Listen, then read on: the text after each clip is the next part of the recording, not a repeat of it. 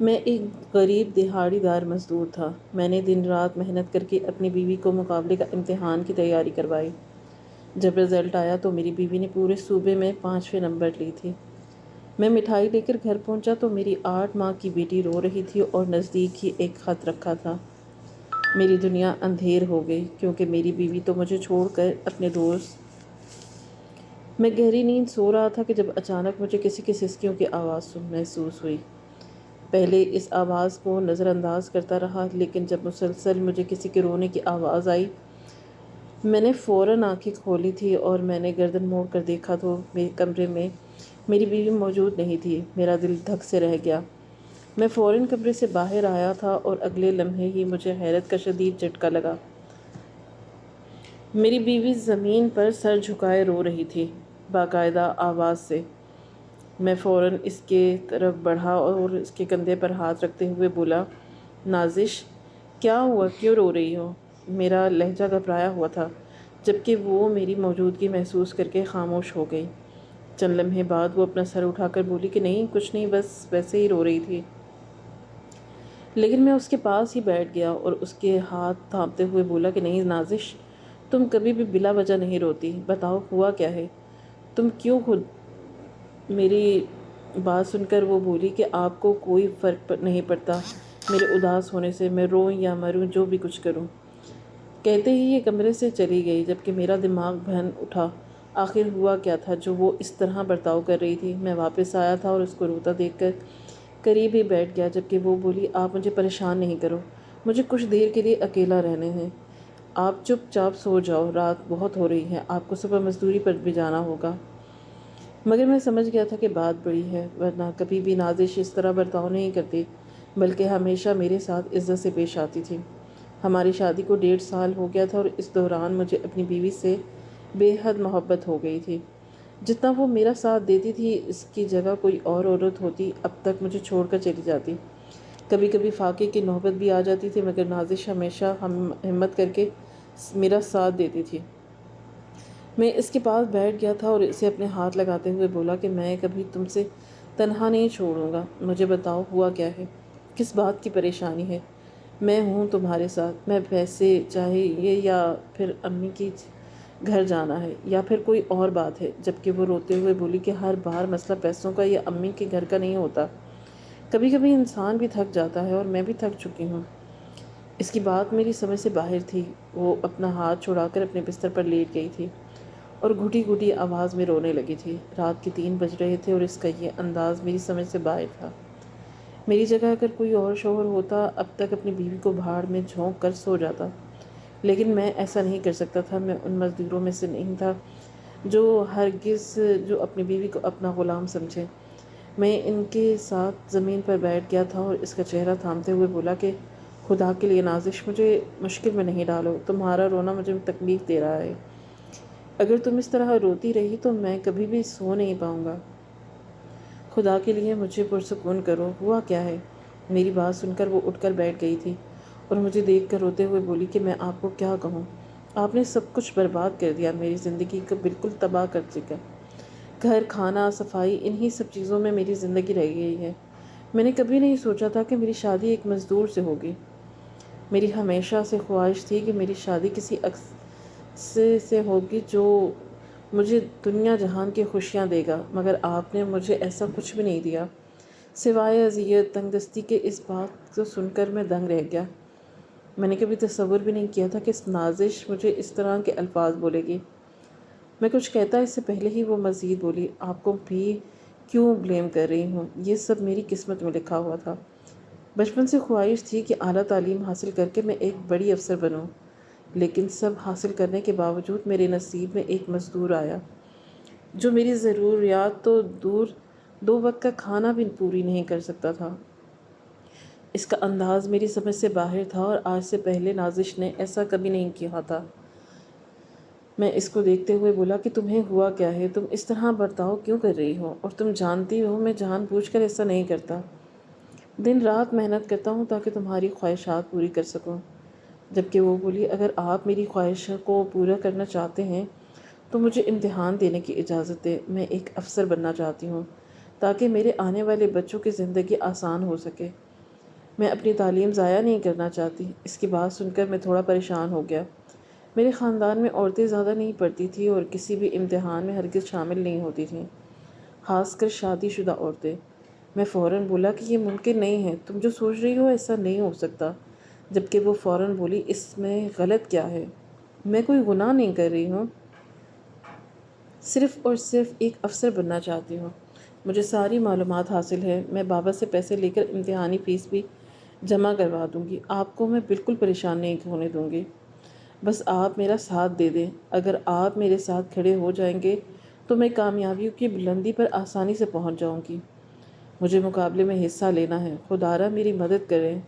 میں آپ کی بیوی ہوں، آپ مجھ سے محبت کرتے ہیں، اس طرح میرا ساتھ نہ چھوڑیں، خدا کے لیے۔ اس کی لرزتی ہوئی آواز میری ضمیر جھنجھوڑ رہی تھی۔ یہ بات حقیقت تھی، میں نازش سے بے انتہا محبت کرتا تھا۔ اس کے آنسو میرے دل پر گر رہے تھے۔ اس کی التجا بھرا انداز مجھے ماننے پر مزید مجبور کر رہا تھا، اور تھک ہار کر میں نے سر کو ہاں میں ہلا دیا۔ مجھے معلوم تھا کہ جب یہ بات خاندان بھر کو معلوم ہوگی، سب مجھے لعن طعن کریں گے۔ میری اماں، میرے بھائی، میرے بابا مجھے اگر ماریں گے، لیکن میں اپنی بیوی کے ساتھ کھڑے ہونے کے لیے تیار ہو گیا، اور اس کو دیکھتے ہوئے بولا کہ خبردار، جو تم نے 1 روپیہ بھی اپنے باپ سے لیا، میں تمہارے لیے پائی پائی جمع کروں گا، تمہاری امتحانی فیس میں جمع کرواؤں گا۔ تم 1 روپیہ بھی کسی سے ادھار نہیں لوگی اور نہ ہی مدد کے لیے بولو گی۔ میری بات سن کر وہ بولی کہ نہیں، امتحان فیس بہت زیادہ ہے، آپ افورڈ نہیں کر سکتے، جبکہ میں بے اختیار بولا کہ اگر میری بیوی زندگی میں آگے بڑھنا چاہتی ہے تو میں اس کے لیے اپنی جان دے دوں گا، تمہیں فکر کرنے کی ضرورت نہیں ہے، جتنے بھی پیسے ہوں گے میں حاصل کر لوں گا، مگر تم اپنے باپ سے یا اپنے گھر والوں سے مدد نہیں لوگی، تم میری ذمہ داری ہو، ان کی نہیں۔ میری بات سن کر میری بیوی بے اختیار میرے سینے سے لگ گئی تھی اور روتے ہوئے بولی کہ میں لفظوں میں بیان نہیں کر سکتی راشد، میں اس وقت کتنا خوش ہوں، تمہارا بے حد شکریہ۔ کیا واقعی میں اپنی کتابیں وغیرہ اب خرید لوں؟ میں نے سر کو ہاں میں ہلایا تھا اور اس کے سر پر پیار کرتے ہوئے بولا، پلیز تم رویا مت کرو، تمہارا رونا مجھے اذیت میں مبتلا کر دیتا ہے۔ کافی دیر تک میں اس کو دلاسا دیتا رہا اور پھر اس کو دھیرے دھیرے تھپکی دے کر سلا دیا اور خود برآمدے میں آ کر بیٹھ گیا۔ مجھے اب گھبراہٹ ہو رہی تھی۔ میں نے جذبات میں آ کر نازش کو ہاں تو کر دی تھی، لیکن مجھے معلوم تھا کہ خاندان سے بغاوت کرنا میرے بس سے باہر ہے۔ میں کیا کروں؟ مجھے کچھ سمجھ نہیں آ رہا تھا۔ یہ گھر میرے باپ کے نام تھا، اور اگر بابا کو غصہ آ گیا اور انہوں نے مجھے گھر سے نکال دیا، میں نازش کو لے کر کہاں جاؤں گا؟ یہی ایک بات میرے دماغ پر سوار ہو گئی۔ کافی دیر تک میں برآمدے میں بیٹھا اسی بارے میں سوچتا رہا، لیکن میں اپنا سر جھٹک کر خود کو مضبوط کر چکا تھا۔ اگر بیوی کا ساتھ دینا ہے تو دنیا کا مقابلہ ہر حال میں کرنا ہی ہوگا۔ اگر تم اس طرح ڈرتے رہے تو کبھی بھی اپنی منزل حاصل نہیں کر پاؤ گے۔ اگر محبت کی ہے تو نبھانا سیکھو۔ کچھ دیر بعد میں بھی کمرے میں آ کر سو گیا، اس بات سے بے خبر کہ یہ امتحان میری زندگی کا کتنا دردناک سفر بننے والا ہے۔ پوری رات میری اسی سوچ میں گزر گئی۔ اگلی صبح کا سورج پوری آب و تاب سے روشن ہوا تھا۔ میں صبح 7 بجے جاگ گیا تھا اور کمرے میں کوئی بھی نہیں تھا۔ یقیناً میری بیوی میرے لیے ناشتہ تیار کر رہی تھی۔ کپڑے وغیرہ تبدیل کر کے میں باہر آیا تو وہ کچن میں موجود نہیں تھی۔ میں تھوڑا حیران ہوا تھا، آخر وہ صبح صبح کہاں جا سکتی تھی؟ کچھ دیر میں نے گھر میں بیٹھ کر انتظار کیا، مگر مجھے لوکیشن پر پہنچنا تھا۔ صاحب کی کال آ رہی تھی، اگر میں وقت پر نہیں پہنچتا تو وہ میری جگہ کوئی اور مزدور رکھ لیتے، اسی لیے میں گھر کو تالا لگا کر چلا گیا۔ اگر میری بیوی کہیں گئی بھی تھی تو اس کے پاس دوسری چابی موجود تھی۔ مجھے اس کی فکر بھی ستا رہی تھی، آخر صبح صبح وہ کہاں جا سکتی تھی؟ پورا دن میرا انہی سوچوں میں گزر گیا۔ میں نے آج پورے 5000 بلاک تیسری منزل پر اپنی پیٹھ پر رکھ کر پہنچائے تھے۔ بعض اوقات میرے ہاتھوں میں چھالے پڑ جاتے تھے، لیکن میں محنت سے نہیں کتراتا تھا۔ جب سے میں نے شادی کی تھی، میں نے خود کو صرف اور صرف کام میں مگن کر لیا تھا۔ میں نے بھی اچھی تعلیم حاصل کی تھی، مگر میرے پاس کوئی ہنر نہیں تھا اور نہ ہی کوئی اچھی پوسٹ، اس لیے مجبوراً مجھے مزدوری کرنی پڑی، ورنہ اگر میرے پاس گورنمنٹس کا ہنر ہوتا اور میں لازمی کسی کمپنی میں جاب کر رہا ہوتا۔ اپنا کام مکمل کر کے میں مغرب کی اذان کے بعد گھر لوٹا تھا، لیکن اتفاقی طور پر میں دنگ رہ گیا۔ دروازے پر اب بھی تالا تھا۔ مجھے اب پریشانی ہونے لگی تھی۔ آخر وہ کہاں گئی تھی جو ابھی تک نہیں لوٹی؟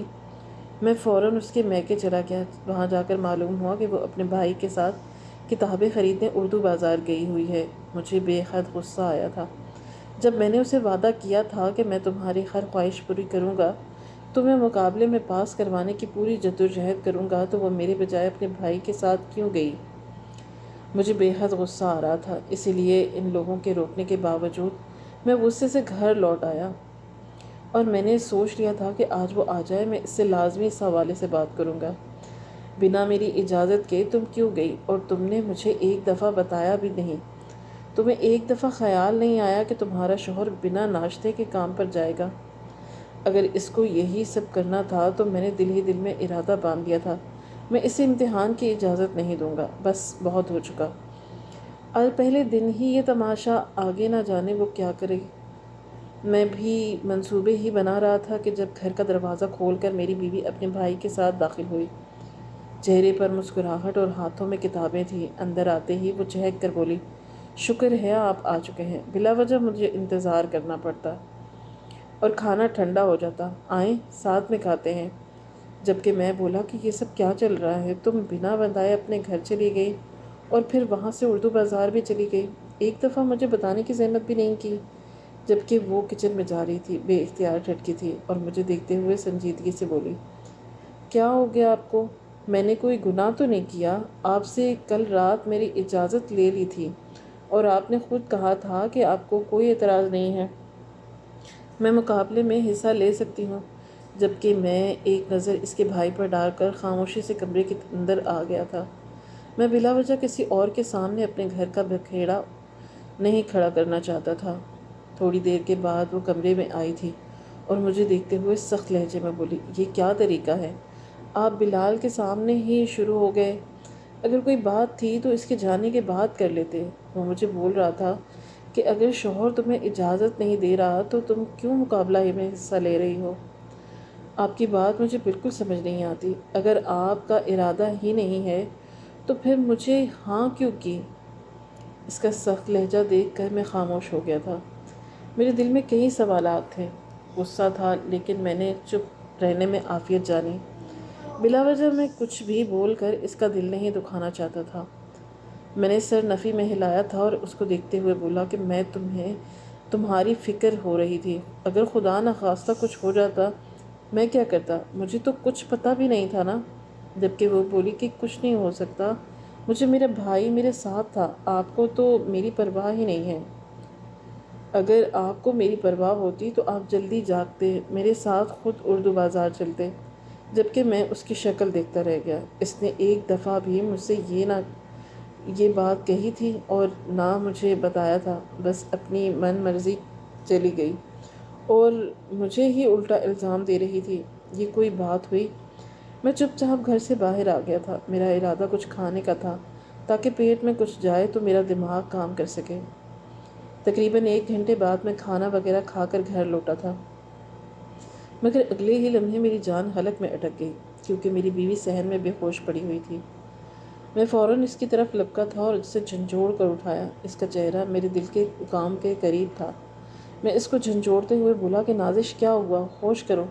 مگر وہ بالکل ٹھنڈی پڑ رہی تھی۔ میں نے فوراً پانی کا گلاس لے کر اس کے چہرے پر چھینٹے مارے تھے۔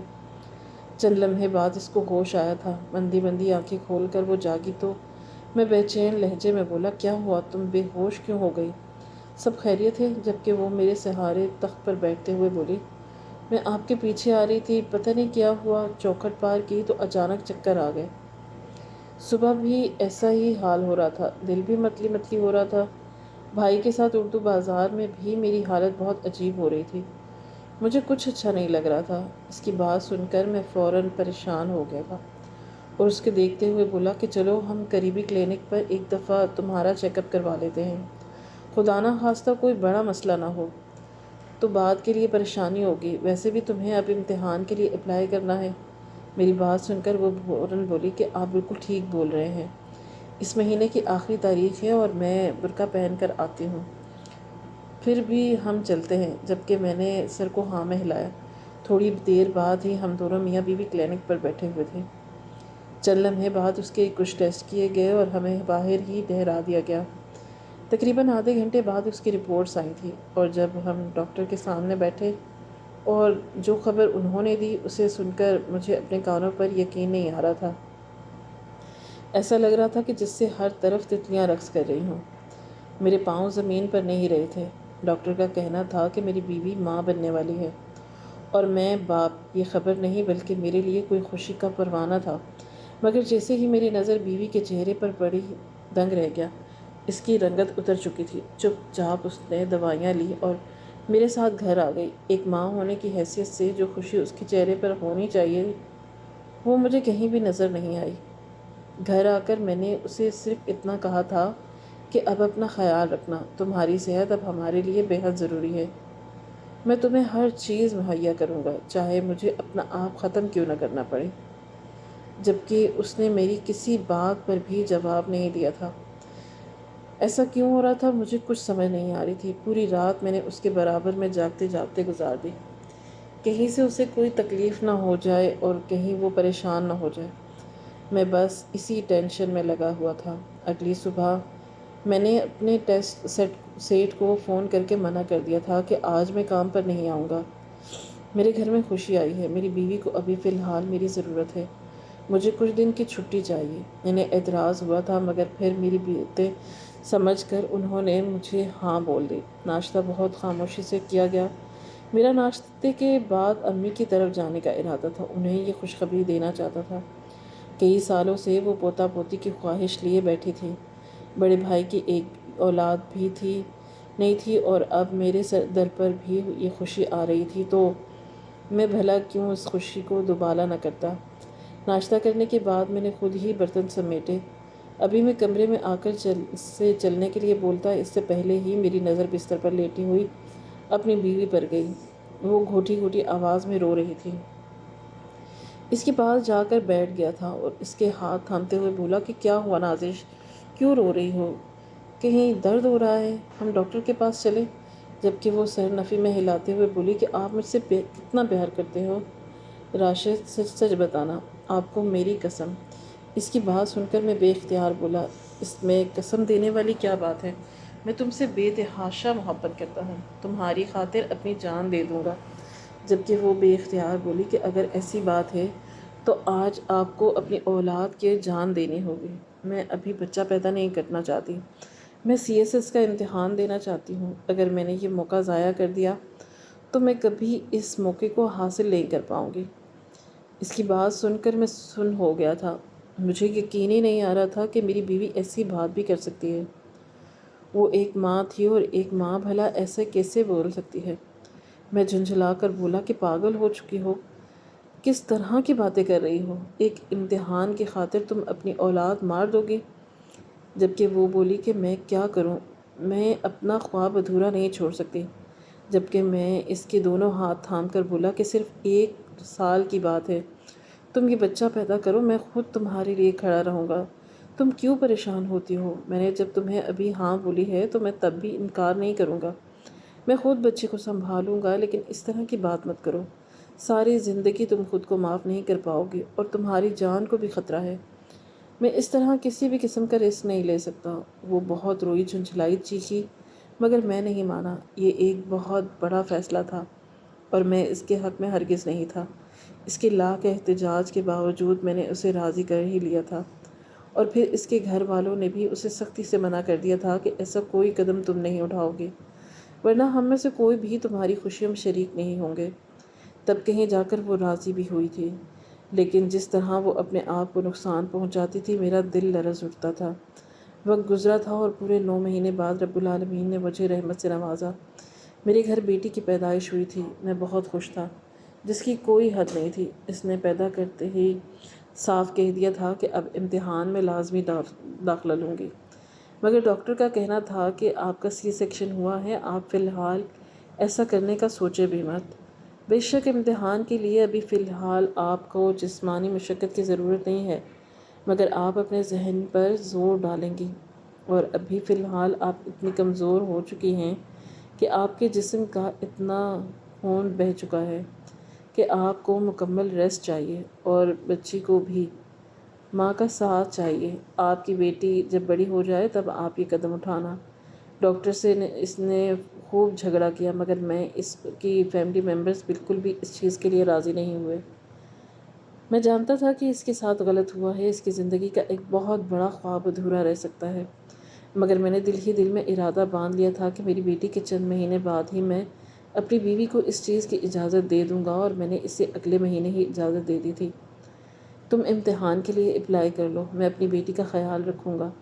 میرا ساتھ دینا اس کے لیے بہت بڑی سپورٹ تھی۔ اس کے گھر والوں نے اعتراض جتایا تھا مگر میں نے ان سب کو مطمئن کر دیا تھا۔ میں اپنی بیٹی کا بھی خیال رکھوں گا اور اپنی بیوی کا بھی ساتھ دوں گا۔ جس عورت نے میری اولاد کی خاطر اپنا خواب ادھورا چھوڑا، اس کے لیے تو میں اپنی جان بھی دینے کو تیار ہوں۔ لیکن میں جانتا ہی نہیں تھا کہ جن کے لیے آپ اپنا آپ قربان کرتے ہیں وہی آپ کو زمین میں زندہ گاڑ دیتے ہیں۔ وقت دھیرے دھیرے گزرتا جا رہا تھا۔ دن ہفتوں میں اور ہفتے مہینوں میں تبدیل ہو گئے۔ میری بیوی کے امتحان شروع ہو چکے تھے۔ وہ دن رات پڑھتی اور میں ہر وقت بچی کو سنبھالتا۔ میں نے کبھی بھی ماتھے پر بل نہیں ڈالا تھا۔ میں نے اپنے باپ سے ادھار پیسے لے کر اس کے امتحان کی فیس جمع کروائی تھی۔ اس نے اعتراض کیا تھا کہ پیسے میں ارینج کر سکتی ہوں۔ میں نے پوچھا کہ کیسے، تو کہنے لگی کہ ابو سے لے لوں گی، مگر میں نے منع کر دیا تھا کہ بلا وجہ انہیں پریشان کرنے کی ضرورت نہیں ہے۔ ان کی بھی اپنی فیملی ہے اور بیٹیاں ہیں، تمہارا بھائی ہے، سب کی ذمہ داریاں ہیں، انہیں نبھانی ہوں گی۔ تم بھی اگر ان سے ہی پیسے لینا شروع کر دو گی تو یہ غلط بات ہے۔ میں دن رات اب کام کرتا تو کیونکہ مجھے بابا کو پیسے بھی واپس کرنے تھے۔ ان کو جب معلوم ہوا کہ میری بیوی CSS کا امتحان دینا چاہتی ہے تو سب نے بہت ہنگامہ کیا تھا کہ اب بچی ہو چکی ہے، اب کس بات کے ڈرامے، مگر میں نے کسی کی بات نہیں سنی۔ میری بیوی کی خواہش تھی کہ اس کی خواہش کا احترام کرنا مجھے بخوبی آتا تھا۔ وقت اور تیزی سے گزرتا جا رہا تھا۔ جب وہ امتحان دینے جاتی تھی میں اپنے کام والی جگہ پر اپنی بیٹی کو لے کر جاتا تھا، اس کو بھی سنبھالتا اور صاحب کا کام بھی کرتا تھا۔ اس کے کام میں ذرا برابر بھی غلطی نہیں کرتا تھا۔ کئی بار میرے دل میں خیال آیا کیوں نہ میں اپنی بچی کو اپنی ماں کے حوالے کر دیتا، لیکن میں اپنی بیٹی کے حوالے سے کسی پر بھی بھروسہ نہیں کرنا چاہتا تھا۔ وقت اور تیزی سے گزرا اور اس کے امتحان ختم ہو گئے تھے۔ آج اس کا آخری پیپر تھا اور میرا ارادہ اس کے ساتھ آج کہیں گھومنے جانے کا تھا، مگر اس نے آتے ہی مجھ سے خوب بدتمیزی کی تھی۔ آپ کو ہر وقت صرف اور صرف اپنا ہی خیال رہتا ہے، میری کوئی فکر ہی نہیں ہے۔ میں کتنا تھک چکی ہوں، مجھے آرام کی ضرورت ہے۔ جبکہ میں چپ ہو گیا تھا۔ وقت اور تیزی سے گزرا اور کئی مہینے بیت گئے۔ یہ مہینہ اس کے رزلٹ کا تھا۔ اس کے انداز اب کافی تبدیل ہو چکے تھے۔ میں کافی بار حیران بھی ہو جاتا تھا۔ وہ بیٹی کو بھی زیادہ نہیں دیکھتی تھی اور پڑھائی کے دوران اس نے ایک موبائل فون بھی خرید لیا تھا جس میں وہ ہر وقت مصروف رہتی، مگر میں نے کوئی بات نہیں کی کیونکہ آگے اس نے ایک اعلیٰ افسر بننا تھا، اس لیے یہ اس کے لیے ضروری تھا، مگر مجھے یہ نہیں معلوم تھا کہ میرے اپنے ہی میرے دشمن بن جائیں گے۔ وقت اور تیزی سے گزرا اور اس کا آج امتحان کا رزلٹ آ گیا۔ ہم سب حیران رہ گئے تھے کہ میں کام پر تھا جب مجھے معلوم ہوا کہ میری بیوی نے پورے ضلع میں 5ویں پوزیشن لی ہے۔ میری تو بانچیں ہی کھل اٹھی تھی۔ میں نے اپنے کام والی جگہ پر موجود ہر شخص کو گلے لگا کر کہا، میری بیوی نے معرکہ مار لیا ہے، میری محنت ضائع نہیں گئی۔ وہ اب افسر بننے کی جبکہ میرا سیٹ تک کافی خوش ہو گیا تھا۔ اس نے میری پیٹھ تھپ تھپا کر کہا کہ تم بہت ہی خوش نصیب ہو جو تمہیں اللہ نے ایسی صفت دی ہے کہ تم عورت کو بوجھ نہیں بلکہ دل کا سکون اور رحمت مانتے ہو۔ میں نے باپ سے مٹھائی لی اور میرا ارادہ اپنے گھر اور اپنے سسرال جا کر مٹھائی تقسیم کرنے کا تھا۔ فی الحال میں مٹھائی لیے اپنے گھر میں داخل ہوا۔ ارادہ اپنی بیوی کو گلے سے لگا کر اسے مبارک دینے کا تھا، اپنے ہاتھوں سے مٹھائی کھلانے کا تھا، لیکن جب میں گھر میں داخل ہوا تو پورا گھر سناٹے کے لپیٹ میں تھا۔ میری بچی کے کھیلنے کی آوازیں کمرے سے آ رہی تھیں۔ میں کمرے میں داخل ہوا تو گھر میں کوئی موجود نہیں تھا۔ کمرہ بالکل خالی تھا، بس بیڈ کے وسط میں میری بیٹی لیٹی ہوئی تھی، کھیل رہی تھی اور 8 ماہ کی چھوڑ چکی تھی۔ میں اس کے پہنچا ارادہ اسے پیار کرنے کا تھا، لیکن اچانک میری نظر اس کے برابر میں رکھے کاغذ پر گئی۔ میں نے کاغذ اٹھا کر جیسے ہی کھولا اس کی تحریر پڑھی، مجھے ایسا لگا کہ جیسے میری جان نکل گئی ہو۔ اس تحریر میں لکھا ہوا تھا کہ آپ کا گھر چھوڑ کر جا رہی ہوں، آپ نے مجھے اس مقام تک پہنچایا، میں ہمیشہ آپ کی شکر گزار رہوں گی، لیکن آئی ایم سوری، میں آپ کے دوست کو پسند کرتی ہوں اور اسی نے مجھے یہ سب کرنے کا مشورہ دیا تھا۔ خدا حافظ، بہت جلد آپ کو خلا کے پیپرز مل جائیں گے۔ جبکہ میں پتھر کا ہو چکا تھا، مجھے یقین ہی نہیں آ رہا تھا کہ میری بیوی میرے ساتھ ایسا کر سکتی ہے۔ کچھ دیر تک میں سانس تک لینا بھول گیا، مٹھائی میرے ہاتھ سے گر گئی۔ ایک لمحے کے لیے مجھے لگا کہ میری بیوی میرے ساتھ مذاق کر رہی ہے، مگر یہ حقیقت تھی۔ میں اس کے گھر گیا، وہاں جا کر میں نے شور مچایا، مگر ان سب نے میرے سامنے سر جھکا دیا کہ ہم سب مجبور ہیں۔ ہم سب نے اسے روکنے کی بہت کوشش کی تھی۔ میری آنکھوں سے آنسو بہہ رہے تھے، مجھے یقین نہیں آ رہا تھا کہ یہ سب حقیقت ہے۔ میں نے نظر موڑ کر اپنی 8 ماہ کی بیٹی کو دیکھا جو اب ماں کو یاد کر کے رو رہی تھی۔ یقیناً اسے بھوک ستا رہی تھی۔ میں خاموشی سے گھر واپس لوٹ گیا، لیکن کہتے ہیں نا کہ جو لوگ صبر کرتے ہیں رب العالمین ان کو صبر کبھی رائگاں نہیں جانے دیتے۔ اس پاک پروردگار نے میرا صبر بھی رائگاں نہیں جانے دیا۔ میری 8 ماہ کی بچی کو اس نے ماں کے پیار سے محروم کیا تھا۔ رب العالمین نے اسے آسمان سے اٹھا کر زمین پر پٹکا تھا۔ محض 1 مہینے بعد معلوم ہوا کہ جو رزلٹ شائع ہوا تھا وہ رزلٹ فیک تھا، اور اب دوبارہ رزلٹ شائع کیے گئے۔ میں اپنی لوکیشن پر ہی کام کر رہا تھا کہ جب مجھے میرے دوست کے ذریعے یہ بات معلوم ہوئی کہ میری بچی میرے ساتھ ہی تھی۔ میں نے دھڑکتے دل کے ساتھ اپنی بیوی کا رزلٹ چیک کیا اور اگلے ہی لمحے میں دنگ رہ گیا تھا۔ وہ فیل ہوئی تھی، 5ویں نمبر پر نہیں آئی تھی۔ یہ ایک فیک رزلٹ تھا جو 1 ماہ پہلے آیا تھا۔ کیا قدرت ایسی بھی مہربان ہو سکتی ہے؟ کیا قدرت ایسی بھی سزا دے سکتی ہے؟ کچھ دیر میں کچھ بول ہی نہیں پایا، لیکن میں نے اس وقت نہ جانے کیوں اللہ کا شکر ادا کیا تھا۔ ایسی عورت کا سچ میرے سامنے پہلے ہی آ گیا۔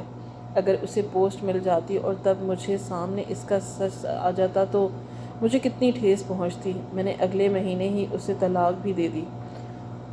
وہ لوٹ کر 3 دن بعد ہی واپس آ گئی تھی۔ جس دوست کے ساتھ اس نے یہ کارنامہ کیا تھا اس نے اس کی پوسٹ کی وجہ سے ہی اپنایا تھا، اور جب حقیقت سامنے آئی تو اسے دھتکار دیا گیا، لیکن میں نے بھی اسے نہیں اپنایا کیونکہ میں طلاق دے چکا تھا۔ میں اب اپنی بیٹی کے ساتھ بہت خوش ہوں۔ قانونی طور پر بھی میں نے اس کی کسٹڈی اپنے نام لے لی، کیونکہ میں کوئی بھی رسک اپنی بیٹی کے حوالے سے نہیں چاہتا۔ ناظرین، آپ کو کہانی کیسی لگی کامنٹ باکس میں اپنی رائے کا اظہار ضرور کریں۔ خواہش صرف اتنی ہے کہ کچھ الفاظ لکھوں جس سے کوئی گمراہی کے راستے پر جاتے جاتے رک جائے، اور نہ بھی رکے تو سوچ میں ضرور پڑ جائے۔ دوستو، امید کرتی ہوں کہ آپ کو آج کی کہانی پسند آئی ہوگی۔ کہانی پسند آئی ہو تو ویڈیو کو لائک کریں، کامنٹ کریں اور شیئر کرنا نہ بھولیں۔ اور ہاں، اگر آپ اس چینل پر نئے ہیں تو اس چینل کو سبسکرائب کریں اور نوٹیفیکیشن کو ضرور دبائیں تاکہ آنے والی کہانی سب سے پہلے آپ کو مل سکے۔ ملتے ہیں کل ایک نئی اور دلچسپ کہانی کے ساتھ۔ اللہ حافظ۔